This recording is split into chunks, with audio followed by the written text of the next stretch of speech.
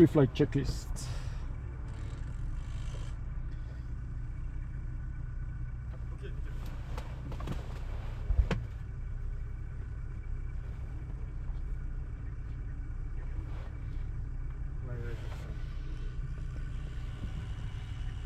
Super, nickel, voilà, c'était pour ça. Nickel, merci.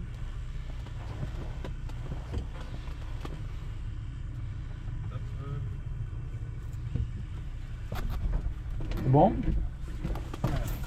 C'est un autre truc pour Ouais. la maintenance, maintenant on peut écouter la tisse ensemble. Si on a eu un nouveau en fait. on Donc, c'était était quoi, à Roméo, Roméo, je pense, ouais.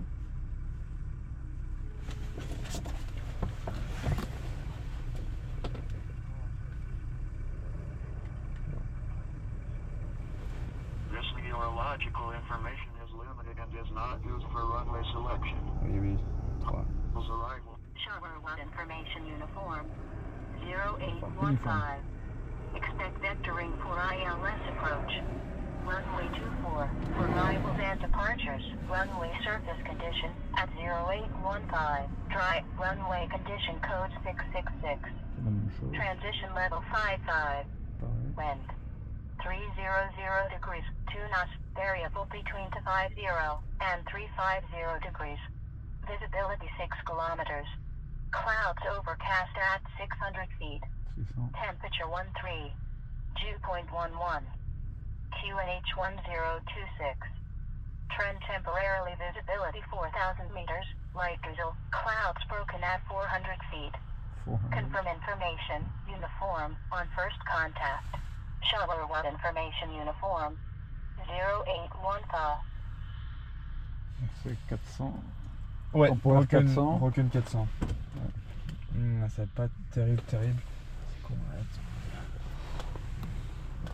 Oh, C'est c'est le bleu. Hein. C'est plus clair là, à partir de là qu'on met ce qui est ici. La question c'est est-ce que ça vient vers ici? Le vent est variable, comment? Du 300. 300, ouais, plus ou moins du 300, donc il vient par là. Le truc c'est que il y a un autre avion en vol. Mhm.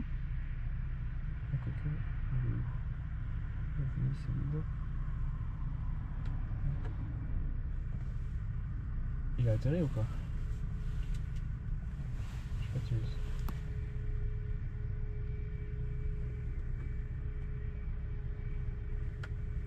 Je le vois pas sur le radar. Tiens.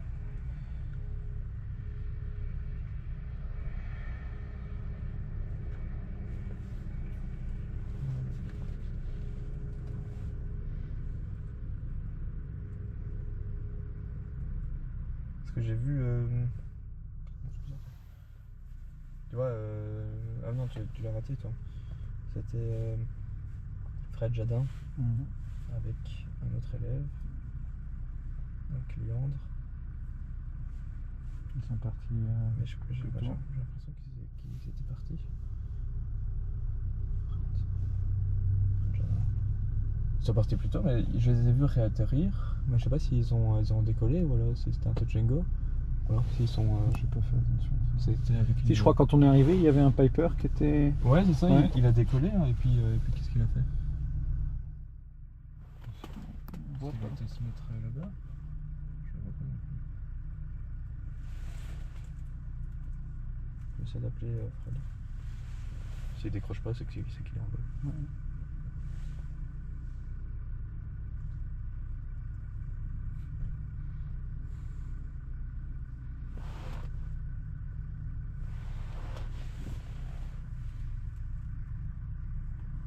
Franchement. Comment il est en vol. En fait, il y a un moyen, hein, il y a un moyen de. Même si les minima météo sont pas atteints, Mhm. c'est de demander un VFR spécial. Donc les minima sont descendus. Donc on peut essayer. Parce que je crois vraiment qu'il y a moyen. Ah, là, on voit le ciel bleu là-dessus, mais À mon avis, dès qu'on va décoller. tu passes la petite couche. Puis voilà, Sinon, on fait le retour. on peut atterrir, essayer. Ouais, c'est ça, on peut essayer puis on atterrit. quoi. Moi, ça va. Moi, ça va. Attends, ça. Donc, continue avec la checklist. On avait fait Pitot et Static Lines Drains, j'avais appuyé 3x2. Alternate Static Source Closed, donc je l'ai senti ici. Elle est vers la droite. Ouais. Ça c'est closed. Ça c'est bon. Est-ce que je peux l'ouvrir ici Tu peux l'ouvrir, tu peux essayer. Hein. C'est vers moi. Hein. C'est ça. Ok, ouais. Non, sens. ok, je sens. D'accord. Ok. Simplement. Windows clean, c'est le cas. Emergency equipment check. Allô? Allô? Oui, c'est moi. Salut, t'es en vol? Non, on a démarré et puis on a fait un circuit et on était dans la crasse à... Ah. C'est assez empilé qu'on a démarré, on était bon position. On va tourner en VFR spécial, ça va être intéressant, mais on est circuit en montant en fait, on s'est retrouvé dans la crasse à 800, 200 pieds. On a fait un circuit un peu milliardaire et puis on s'est reposé. Ouais. Pas de grand intérêt. Ok. Je viens d'avoir la météo, ils m'ont dit que ça allait faire du yo-yo comme ça en fait. Ok. Ça passe pour 600, 800, puis ça descend. Et si on était à 4 km pour 400. Ouais, pour l'instant, c'est ce qu'on a entendu à la TIS. Je me suis dit, enfin, j'hésitais aussi, hein, toi, comme toi, avec le VFR spécial, je me suis dit que ça pourrait passer. Parce que parfois, on voit des bouts de ciel bleu, mais. Oui, c'est ça, exactement. Mais on a démarré, franchement, on est vraiment rentré dedans à 800 pieds. Je ne m'attendais pas, tu vois, je m'attendais. Je me dis, allez, ça va. On sera dedans vers les 2, tu vois, comme 600, 600, 600. Ouais. Ouais, c'est ça. Et là, déjà vers 850, tu vois, je vois déjà qu'on est dans la crasse. J'attends voler dans le phare, rabaisser un peu le nez là. On voit un peu ce qui se passe. On a rabaissé le nez, on est redescendu et ouais, on a tourné péniblement en cross-suite entre 800 et 900 pieds. Et je dis, allez, on n'a pas grand intérêt de voler en dessous du pied ici. Je dis, si tu dois rentrer parce qu'il faut rentrer, bah, je veux dire oui, mais on va pas commencer à faire du training là-dedans. Ouais, c'est sûr. Ça n'a pas beaucoup de sens. On va faire un circuit. Ça va. Ok, bah merci de m'avoir éclairé. Ouais, et il y a un temps, je regardais le méter et je voyais peut-être tempo, Pro 400, 4 km, et je disais, ouais, ça va, je sais où c'était, il était juste. Il était juste là. Voilà. Ok. Ok, ça va. Je te dis la météo, donc il faut à mon avis, cet après-midi, hein, ça va remonter un peu, mais rien de terrifiant non plus. On parlait de Pro 4, 8, 9. Ouais. Et t'es garé où, toi? Parce qu'on t'a pas vu? T'es garé en P2? Ouais, avec l'avion, hein. Devant le P2, ouais. Ok, d'accord. Ah oui, maintenant je te vois. Parce qu'en fait, on t'a vu décoller, puis on t'a pas vu atterrir, du coup on s'est dit, bah s'il atterrit pas, c'est que c'est bon, quoi. Donc, Si, on a 5 minutes après, t'es au sol. ok, c'est pour ça. Ouais. Ok, ça va. Ça va, nickel. À tout ça. Bon, c'est comme ça. Comme ça. Non, on peut aller Ouais. faire le briefing alors. On peut faire le briefing, au moins on a quelque chose à on a faire. un plan alternatif. C'est ça. Ok. Bah, tant qu'on est dans l'avion, si Ouais. t'as d'autres questions, maintenant qu'on a un peu de temps, tu vois. Non, il y avait l'histoire de l'extincteur que j'avais pas bien senti la dernière fois. Ouais, alors, l'extincteur, toute une histoire cet extincteur. Tout le monde trouve Mis en qu'il arrière, est vraiment mal mis. Ouais, non, il est attaché au siège. Ouais. Je sais même pas s'il est encore là. Ouais, il est là. Faut vraiment aller loin. Ah oui, je le sens. Donc, si on a Il un vrai attaché feu, au siège, donc si je m'avance. il sera là, ouais. Ok, non, maintenant je le sens. Donc, si on a un vrai feu, on va aller chercher un extincteur dans un autre avion. Tu vois, parce que si ça brûle et que tu commences à... en train de Ça, il faut qu'on change. Ouais. Qu'on change. Mais bon, il n'y a pas vraiment beaucoup d'endroits où placer. Mais sur les autres avions, il est là. Ici, Tu vois, donc là, c'est pas mal. Tu le mets là.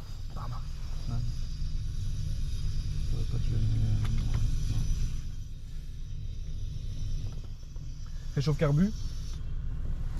Est-ce que tu... je sais pas si on en avait parlé en détail. Pas en détail, non. Juste mentionner qu'il est là. Bah, ça serait bien de faire un petit schéma. Mais en gros, le réchauffe carbu, il est là parce que on a eu des problèmes. Il a été inventé parce qu'il y a eu des problèmes de givrage dans les carburateurs. Quand on rentrait dans un nuage, quand l'air était un petit peu humide, et quand on baissait la puissance, On a eu pas en œil d'œil, même en dessous de 2000 tours minute, on pour avoir du givrage. Donc ça se met sur le papillon, hein, et là où il y a le venturi pour aspirer, Ouais. Ça se justement, fait bien. et là où il y a le gicleur en fait, hein, pour aspirer le fuel. Ouais. Bah, lui il est en IFR, hein, donc, Ah, ouais. et du coup, voilà, bah, givrage, ça bloque l'entrée d'air, ton moteur s'arrête. Ouais. Tout C'est simplement. c'est pas une Pas bonne terrible. chose. Ouais. Donc on le met préventivement, hein, c'est un truc préventif. À chaque fois, on le fait tout le temps en fait. Hein. Mhm. Chaque fois qu'on baisse la puissance en dessous de 2000 tours, on le met. Parce Ah. que si tu as la puissance au-dessus, c'est quoi? C'est Il y a moins de risque en fait. Il y a moins de risque si la puissance est au-dessus, il y a moins de risque parce que le papillon est ouvert. Mhm. Il y a plus d'airflow. Et alors que quand le papillon est fermé, tu vois, il est encore un petit peu accéléré Ouais, là où il ouais. peut passer. Et donc le risque est décuplé. D'accord. Sur ce genre de machine, sur les Piper, sur les PA28, Mhm. le carbu est juste en dessous du carter.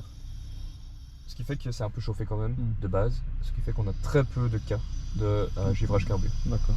Donc ça c'est bien. Sur un Cessna par exemple, le carburateur est complètement à côté. Et là tu peux avoir du givrage sévère. Et ça va très vite. Hein. Si tu oublies de le mettre pendant l'atterrissage, bah, ton moteur peut caler pendant que tu es en approche. Quoi. Donc là tu es bas en vitesse, bas en altitude, Ouais, ton ouais. moteur. Bah, pas terrible. Et si donc, imaginons ça se passe. Ouais. Donc, tu peux à ce moment-là le mettre et ça va le faire dégivrer, mais ton C'est ça. moteur est encore calé. Et donc, Eh ben, tu peux redémarrer ton moteur en vol. c'est ça. En fait, quand je dis calé, c'est pas vraiment calé. L'hélice va pas s'arrêter, elle va normalement continuer à mouliner grâce au vent relatif. Ouais, Hein. ouais. Et donc, si tu le mets, Ça va dégivrer. ça va dégivrer normalement parce que ton moteur n'expose plus. En fait, Ouais. il prend le. Il est chauffé comment? Bah, il passe autour du pot d'échappement et puis il va directement dans le carburateur sans être filtré. C'est pour ça qu'on ne le met pas tout le temps en fait. Donc voilà. Si ton moteur ne fonctionne plus, il n'y aura plus d'entrée d'air, il n'y aura plus de dépression. Si la température est au-dessus de zéro, ça va commencer à fondre. Tu vois. Donc voilà.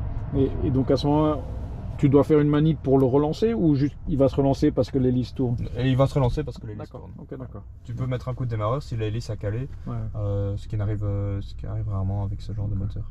Donc la partie principale, c'est allumer le chauffage du carburant. Ok.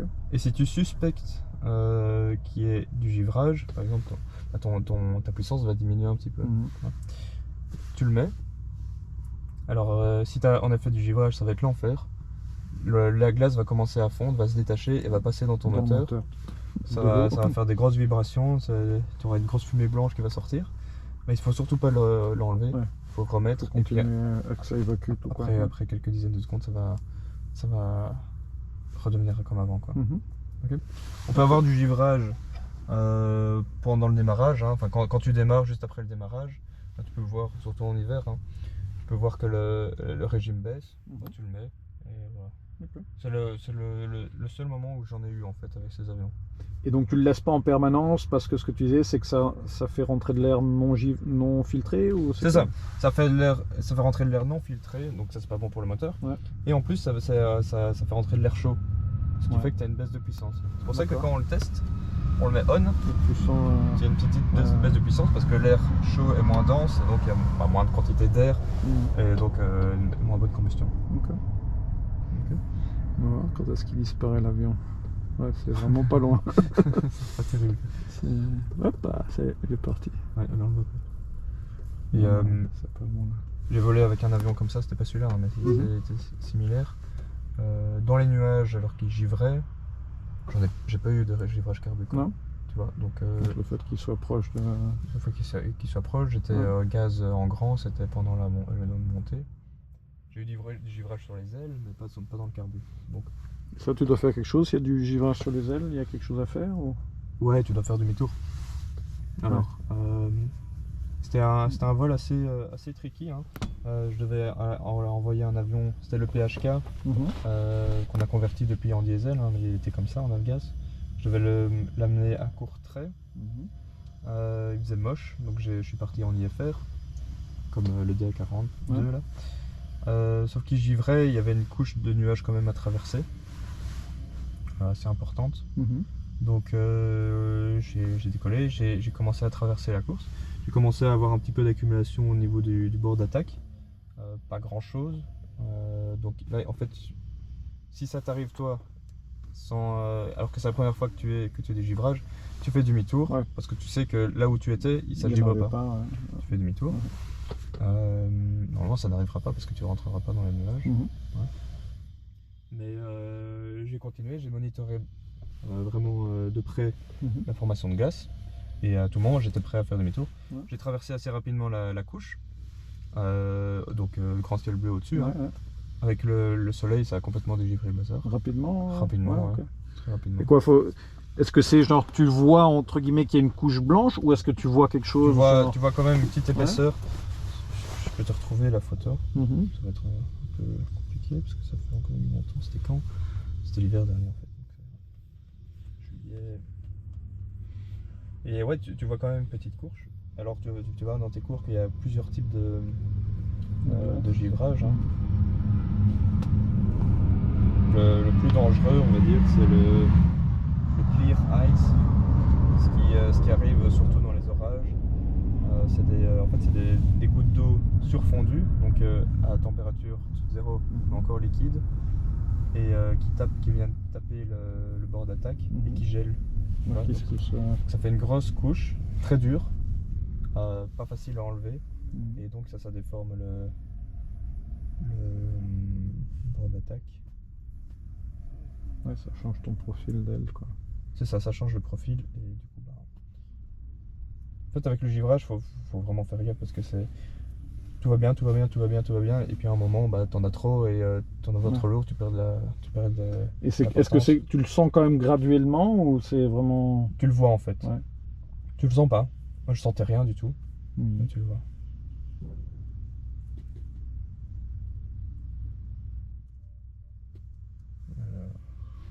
Ouais, c'est pour ça que être vigilant en permanence, c'est important, quoi.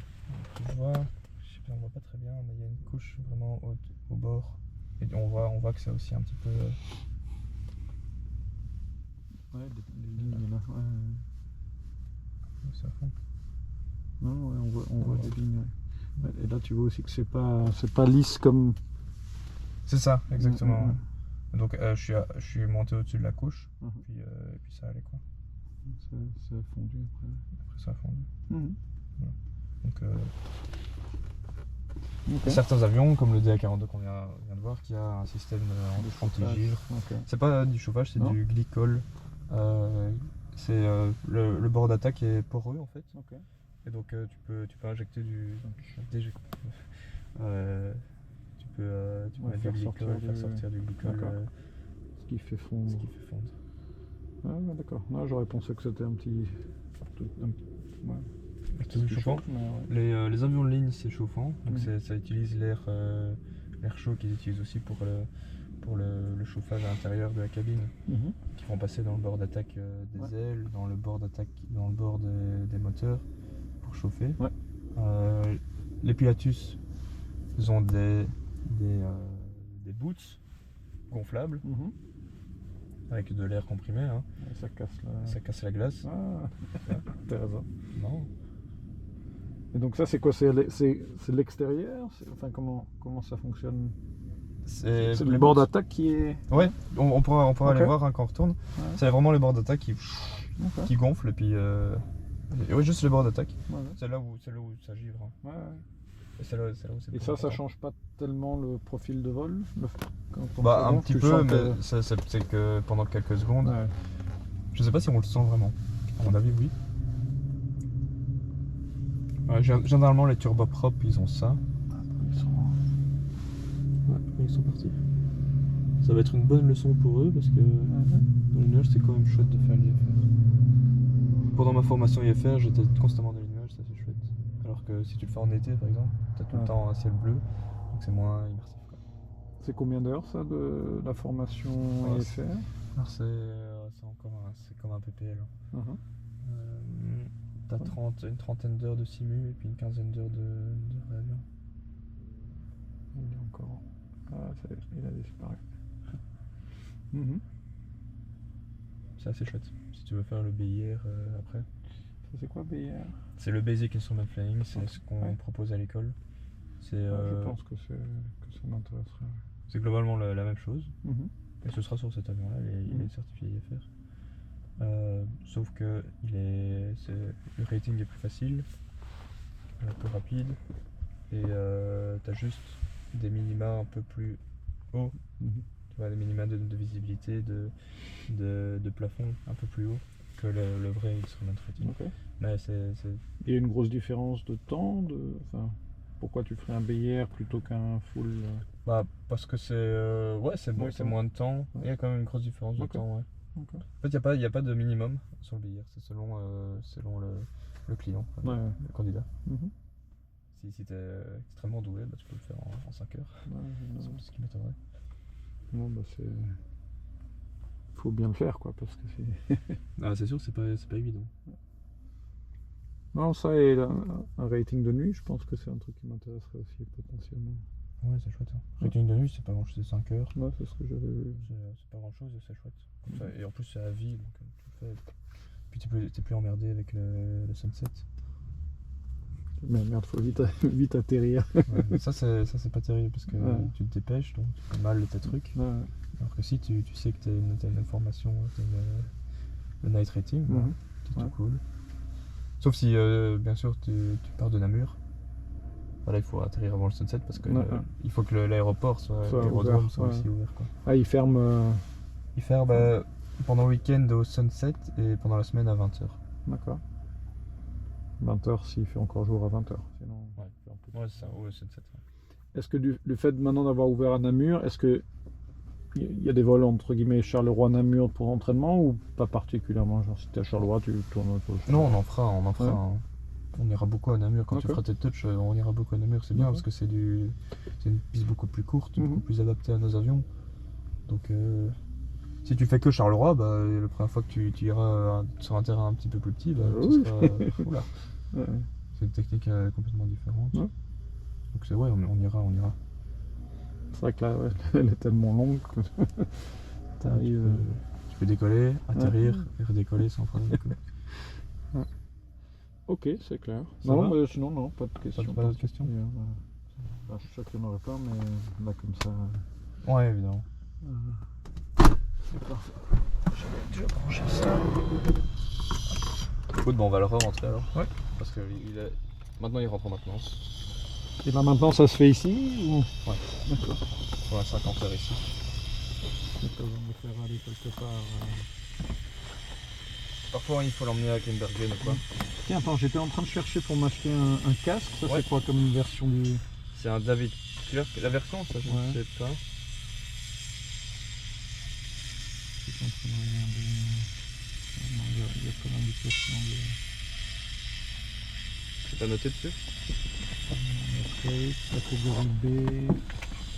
Tu cherches quoi comme type de casque hein? Plutôt à réduction active Bah, En fait, il y a un gars que je suis sur YouTube, etc. Et lui, son truc, c'était de dire quand tu commences, son conseil, c'était d'en acheter un d'occasion, mais plus haut de gamme, plutôt qu'un neuf plus bas. Ouais. Et donc lui, il était parti sur un Bose, je crois que c'était un bien ancien, mais un Bose X de 2008. Ok. Et lui, il dit, genre, ouais, la qualité de ce que j'ai, le truc était tout propre et tout net, et je crois qu'il a changé le truc du. La petite mousse. Ouais, voilà, ouais. histoire que ça soit un peu plus hygiénique. Il l'avait acheté pour 250 pounds, c'est en anglais, mais donc c'est une idée qui m'est rentrée en tête en me disant ouais, de voir un truc d'occasion, Mais c'est clair. que Hein. ça soit un peu mieux C'est plutôt clair. qu'un tout neuf. Des Bose. En fait, celui-là, il coûte aussi dans les 500 balles. Ouais. Tu peux avoir des Bose à 500 € et Mhm. tu seras plus confortable. Ouais. Alors, il y a Bose, il y a aussi David Clerc qui font des très bons avec réduction active de bruit. Ouais. Les DCX, il me semble. T'as Lightspeed, qui font des très bons casques aussi. C'est l'occasion, j'ai pas encore vu. Donc voilà, en gros, il y a ces trois marques qui sont bien. Le Lightspeed Zulu quelque chose. D'accord. Et sinon, il y a le Bose A20 et A30. Ouais. Ok. Je crois que celui dont le gars parlait, Bose X, en fait, apparemment, c'était le A10, donc avant le A20. Ah ouais, d'accord. Donc dans ce sens-là, Ah ouais, Apparemment, il s'appelait X avant, et puis après, mais, ouais, donc, c'est un plus ancien, mais ouais. Ouais. Et toi, l'idée de l'acheter d'occasion, ça... c'est bien. Ouais, Ouais, il faut. c'est bien, Parce que c'est hors de prix. C'est Ouais. 1500 € pour le Ouais. A30. Et on peut plus acheter le A20 de 9. Neuf, ouais. Ouais, il te force à Ah ouais. acheter le Donc plus. non, il faut clairement le. Ouais. Toi, c'est quoi que t'as comme... Moi, c'est encore mon premier casque. Ouais. Mais c'est quoi, c'est un David Clark aussi? C'est pas un David Clark, Non. c'est une autre marque. C'est D'accord. APcom. C'est pas mal, mais je vais changer. Là, je suis en train d'acheter un Bose Un d'occasion. bon... Parce que à la fin, si je fais toute une journée de vol, si je fais 5 vols dans la Ouais. journée, j'ai une tête comme ça fait mal. Et puis même pour mes oreilles, quoi. Ouais, non, bah, on a qu'une seule et ça se répare pas, quoi. Ok, c'est Ça marche. Parfait. Donc oui, je te conseille. Ouais. D'accord. Prendre l'occasion. Et toi, tu chercherais un endroit particulier ou genre quoi, seconde main, ou il y a des sites Ouais, il y a- spécifiques de...